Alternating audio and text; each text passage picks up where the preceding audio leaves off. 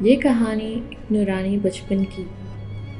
حضرت یوسف علیہ السلام جو بچپن سے ہی خدا کا نور لے کر پیدا ہوئے اور ان کی زندگی معصومیت، سچائی اور محبت سے روشن تھی۔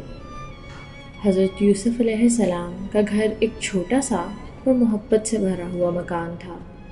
ان کے والد حضرت یعقوب علیہ السلام ہمیشہ اپنے بچوں کو تعلیم اور خدا کی راہ دکھانے کی کوشش کرتے تھے، اور ان کی ماں حضرت زلیخا علیہ السلام اپنے بیٹے کے لیے ہمیشہ بے پناہ محبت اور خیال رکھتی۔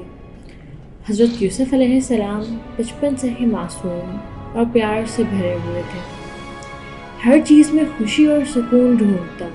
ایک پھول توڑنا، ایک چھوٹی سی مسکان، یہ صرف گھر کے اندر کھیلنا، یہ سب ان کے لیے بڑے سکون کے لمحے تھے۔ ان کے بھائی اکثر ان کے نور اور خوبصورتی سے جلتے۔ ایک دن کھیتوں میں کھیلتے ہوئے یوسف علیہ السلام پھول توڑ رہے تھے۔ بڑے بھائی نے غصے سے کہا، یوسف، تم ہمیشہ سب پر چھا جاتے ہو، کبھی کبھی لگتا ہے کہ تمہارے لیے سب کچھ ہے۔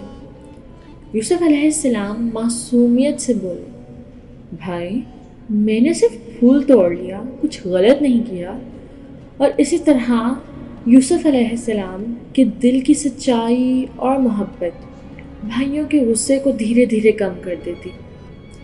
حضرت یعقوب علیہ السلام ہمیشہ اپنے بچوں کو نصیحت کرتے، بیٹا، ہمیشہ سچائی اور صبر کی راہ پر چلو، دل میں پیار اور محبت رکھو، اور ہر کام میں عدل اور انصاف دکھانا۔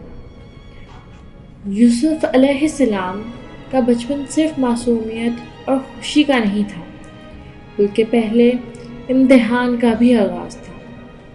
ایک اور واقعہ یاد آتا ہے۔ ایک دن یوسف علیہ السلام اپنے چھوٹے بھائیوں کے ساتھ دوڑ لگانے چلے گئے۔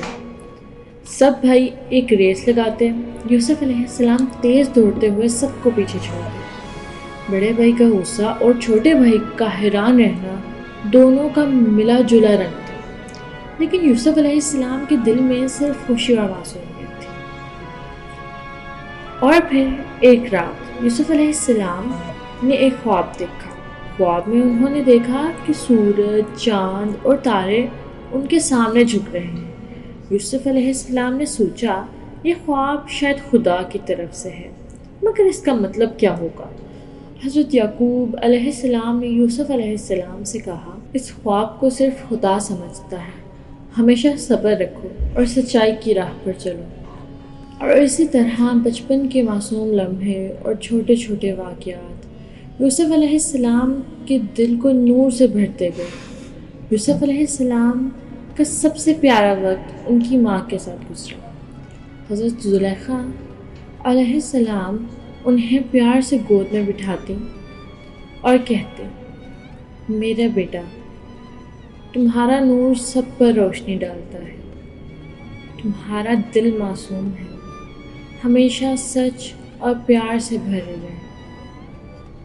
حضرت یوسف علیہ السلام کی آنکھوں میں معصوم مسکان اور دل میں محبت پورے گھر کو روشن کر دیتی۔